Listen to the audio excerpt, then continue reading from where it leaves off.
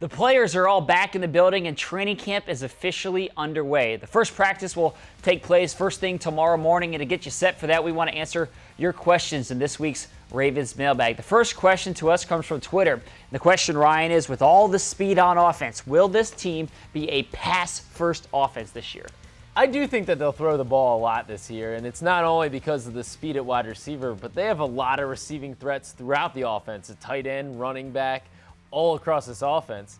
But I will say this, and this is important to remember, as long as head coach John Harbaugh is coaching this team, they will run the ball. So I think they will have a balanced attack on offense. That's something that he stresses to Mark Trestman, and he'll make sure that gets done.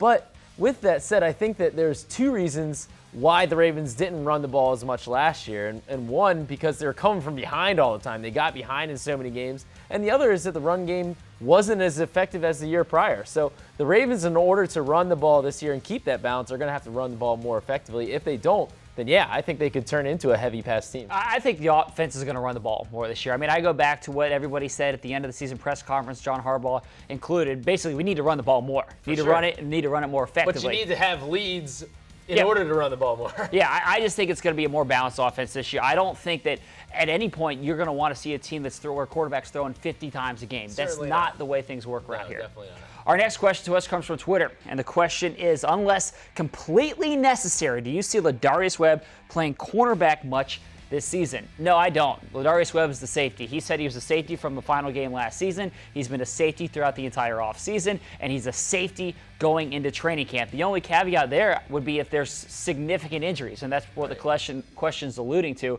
If Jamie Smith were to go down, Sharice Wright, Will Davis, then all of a sudden you're not scrambling. All of them, right? You know, exactly. If a bunch of guys go down, I think you have to have two injuries there. Well, I would say the Ravens have more depth at cornerback this year than they did the year prior. I mean, you have Tavon Young, the third-round pick for the Ravens this year. Fourth-round pick. Fourth-round pick. You have Gerard Powers, who can play inside and outside. That gives you a lot of flexibility. So I think they're better suited this year to handle injuries than they were last season. They moved him to safety because they want him to be a safety. Yes, exactly.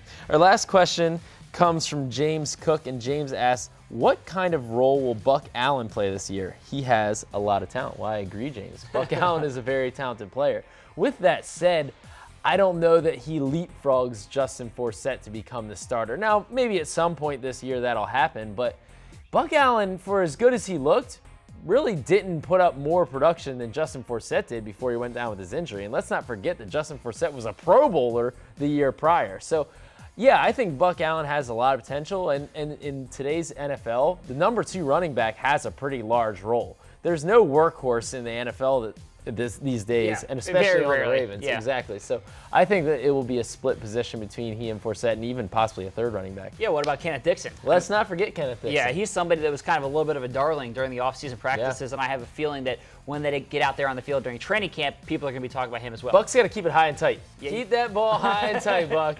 Absolutely. All right, well, we're going to be talking about all these guys over the course of the next several weeks, and we want to hear from you guys, so send in those questions on social media. Thanks for watching, and have a great rest of the day.